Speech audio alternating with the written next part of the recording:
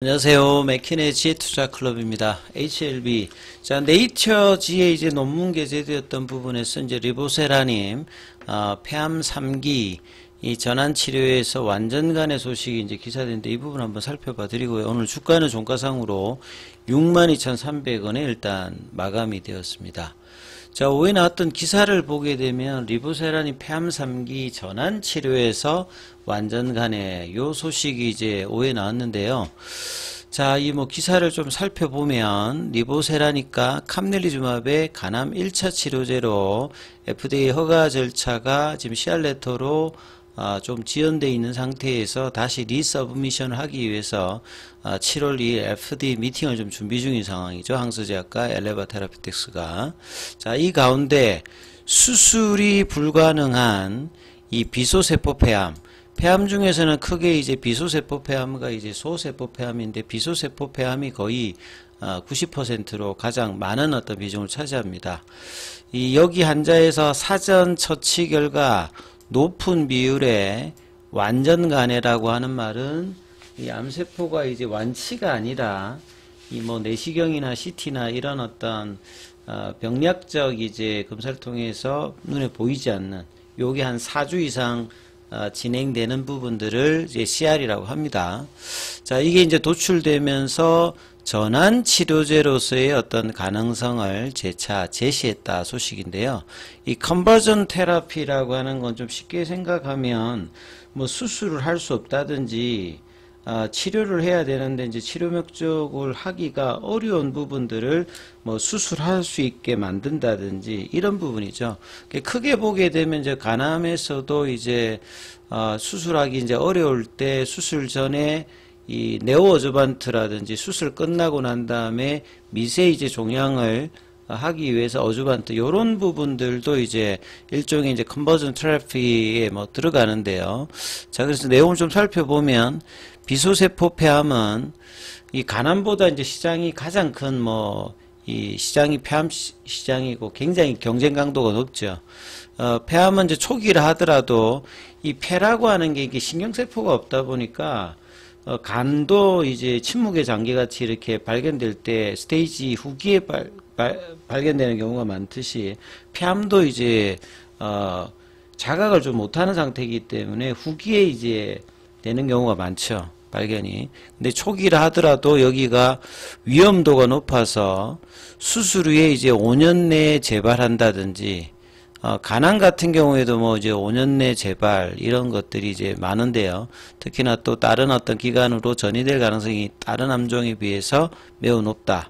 그래서 1기부터 5년 생존율이 점차 떨어지기 시작해서 3기 정도 되면 생존율이 한 20% 정도 수준으로 급격하게 떨어지는, 그러니까 예후가 굉장히 안 좋은 어떤 부분이죠. 그래서 폐암 분야가 전 세계적으로 수술 후에 암이 재발하거나 종양의 크기에 따라서 수술하기에 부담이 커서 이를 하기 위해서 수술 전 보조요법이 이제 네오어주반트라고 말씀을 드렸는데요. 그 효과가 이제 기대에 이르지 못해서 임상적 미충족 수요가 높다.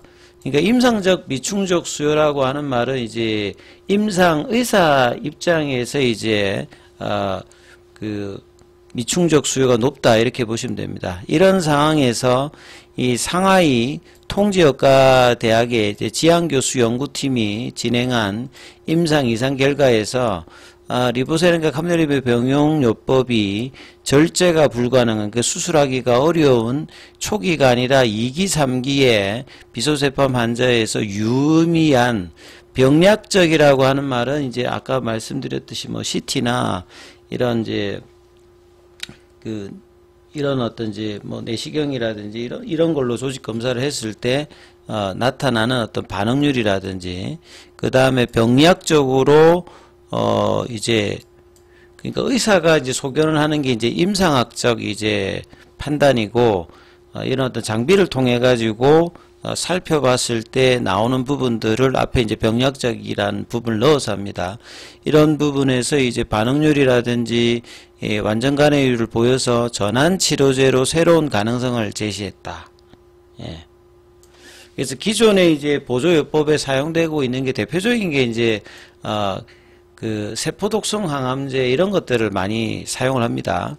이제 이런 부분인데 여기에도 전신치료제 형태의 리보세라인과 캄네리주맙의 병용이 들어간다. 그래서 제가 간암할 때도 많이 말씀드렸던 부분들이 최근에 전신치료제와 이 국소치료제를 섞어서 하는 부분들의 치료 옵션이 많이 늘어난다라고 말씀드렸는데 이 국소치료제 부분에 전신치료제가 들어가는 거죠. 그러니까 국소치료라고 하는 게 이제 뭐 색전술이라든지 수술이라든지 수술 전후에 이제 사용되는 여기에 이 전신치료제가 들어간다는 부분이라고 보시면 됩니다. 그래서 수술이 불가능한 본래 수술을 해야 되는데 이제 뭐 크기가 크다든지 이럴 때 이제 수술이 어려운 부분을 대상으로 캄네리주맙과 이 캄네리주맙 리보세라니까 기존의 이제 항요법을 이 병용해 가지고 이제 임상을 진행한 겁니다. 그래서 A 그룹 그 두 가지 이제 멀티암으로 해서 30명 중에 15명이 수술을 받았고 수술이 불가능했는데 수술을 했고요. B 그룹에서는 이제 21명 중에서 9명이 치료 후 성공적으로 수술을 받았다. 그래서 A, B로 나누었을 때 이제 A 그룹은 기존의 이제 캄네리주맙과 항요법이고 B군은 이제 캄네리주맙과 리보세라닙 형태로 이제 수술을 받았던 부분이고요. 둘 다 이제 잔류종양, 그러니까 수술 후에 남아있는 이 부분들을 완벽하게 제거를 못하는데 이제 잔류종양이 이제 일단은 남아있지 않았다. 그럼 수술이 좀 성공적인 어떤 부분이라고 이렇게 보시면 되겠죠. 그리고 이제 PCR 같은 경우에는 병력적으로 완전간에 관련되는 부분이거든요. 완전간에가 리보세라니 관련되는 부분과 이 기존의 항요법 관련되는 부분이 둘 다 이제 완전간에가 이제 뭐 도출이 되었고, 그 다음에 반응률 자체는 이제 비암이 좀 더 높게 나왔다 이렇게 봐야 되겠죠. 그래서 캄넬리주맙과 플래티넘 계열의 이제 항항요법과 이 이제 리보세란 병용요법이 초기 절제가 불가능한, 그러니까 병기가 이제 2, 3기 정도의 환자에서도 유망한 이제 효능과 관리 가능한 독성을 나타내서 효능이 확인되었다. 그래서 새로운 이제 컨버전 테라피에 대해서 이제 가능성을 보였다. 이렇게 지금 기사가 나왔습니다. 그래서 이 부분을 좀 찾아보면요, 이 오늘자로 이제 6월 14일자로 이 네이처에 이 오픈 액세스는 누구나 이제 볼 수 있는, 여기 보시게 되면 네오 어저번트라고 되어 있죠. 그러니까 수술 하기에 조금 어려운 부분들을 수술 전에 이제 보조요법 형태로 이 캄넬리주맙과 여기에다가 케모테라피니까 이제 항요법이죠.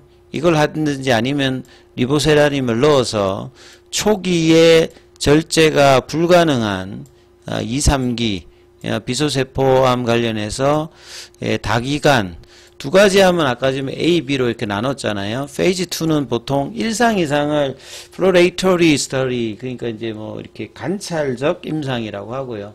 그 3상은 보통 이제 피보탈 스타디라고 해가지고 결정적인 이제 구간이라고 하는데요. 여기에 이제 보시면 지양 이제 뭐 교수가 이렇게 있습니다. 그래서 이분 같은 경우에는 내용을 보면 그 상해 쪽에 이제 그 통지 그 유니버시티의 흉부 효과에 이제 폐암 쪽에 이제 전문가라고 보시면 됩니다. 그래서 여기 이제 뭐 압스트릭트만 초록만 조금 한번 살펴보면요, 앞서 이제 그 국내 기사와 마찬가지로 멀티센터 투암은 이제 아까 A, B라고 했잖아요. 그래서 암 A와 암 B 관련되는 부분에서 나누어서 이상 관련되는 부분에서 이제 익스플로어 이제 탐색하는 거죠.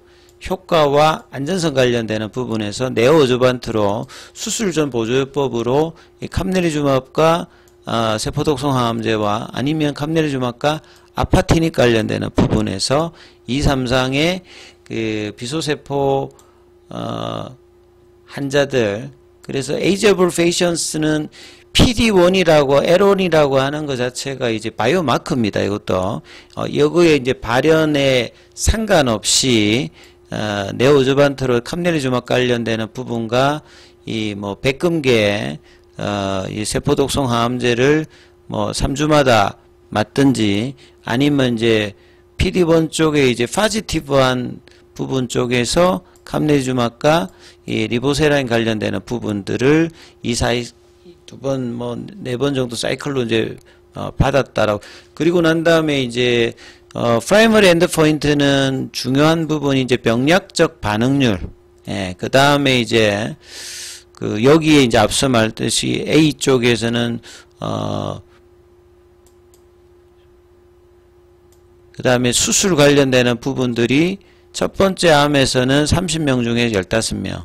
그 다음에 이제 B암 쪽에서는 21명 중에서 9명 정도 수술을 받았다는 소리고요. 그 다음에 이제 모든 환자가 이제 R0 관련되는 부분이 이제 떴다. 이렇게 보시면 될 것 같고요. 그 다음에 이 환자들은 물론 이제 뭐 MPR이라든지 그 다음에 이제 CR 관련되는 부분들이 양쪽 모두가 이렇게 나왔다는 부분들.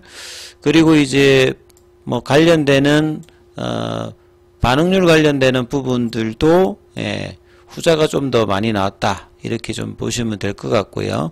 그 다음에 이제 요런 이제 B 등 그레이드 3나 치료 관련되는 부분에서 이상 반응률 관련되는 부분, 그 다음에 뭐 바이오마커 관련되는 부분까지 이제 좀 내용이 좀 긴데 뭐 앞 초록에는 요렇게 부분들을 국내에서 뭐 옮겼다 이렇게 좀 보시면 될 것 같습니다.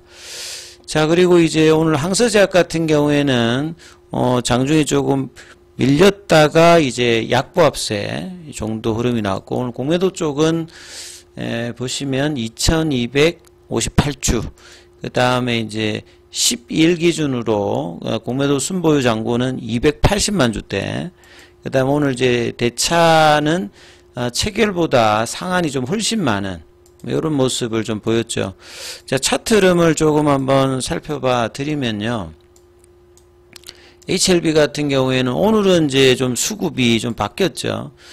외국인들이 최근에 좀 매수를 계속 좀 집중적으로 했다가 오늘은 외국인 쪽과 프로그램 쪽이 매도가 많이 좀 나왔습니다. 그럼에도 불구하고 주가는 뭐 그렇게 크게 이렇게 흔들리진 않았는데, 아침에 이제 이 흐름들이 한 65,000원 쪽 위쪽으로 가게 되면 어제와 더불어서 20일 이평선에서 위로 갈 수 있는 어떤 분위기를 만들 수 있었는데, 장중에 61,500원대까지 밀리면서 일종의 이제 쌍바닥을 분봉으로 보이면서 이제 오후장에 한번 반등 흐름이 나왔다가 일단 62,300원, 근데 시간에는 100원 정도가 올라서 그 65,000원에서 많이 뭐 밀리진 않고 6만원대까지 또 내려가지 않으면서 계속 이제 몸통은 작은 모습들을 계속 보여주고 있습니다. 그래서 5월달에 두 번 이제 한가를 맞고 이제 반등할 때는 이제 거래가 실려서 몸통 위주의 이제 캔들도 보였습니다만,